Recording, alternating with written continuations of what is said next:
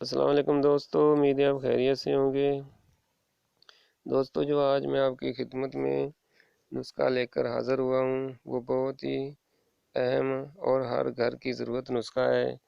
تو دوستو، آج کا جو میرا نسخہ ہے وہ ہے اناج، میدا، آٹا وغیرہ اس کو محفوظ بنانے کے لیے۔ تو دوستو، بات شروع کرنے سے پہلے ہماری چھوٹی سی درخواست کہ ہمارے اس چینل تلسمی ٹوٹکے کو سبسکرائب کر لیں تاکہ ہماری بہت زیادہ حوصلہ افزائی ہوتی رہے۔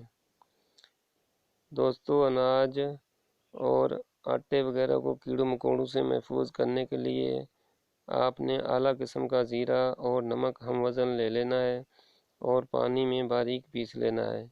پھر اس کی گولیاں بنا لیں۔ یہ گولیاں آٹے یا میدے کی بوریوں میں کھلے ہوئے ڈھیر میں کہیں بھی آپ رکھ سکتے ہیں۔ ان گولیوں سے نہ تو کیڑا آٹے میں اور میدے کے اندر نزدیک آئے گا اور نہ ہی آٹا اور میدا خراب ہوگا۔ دوستو، اسی کے ساتھ اجازت دیں۔ اللہ حافظ۔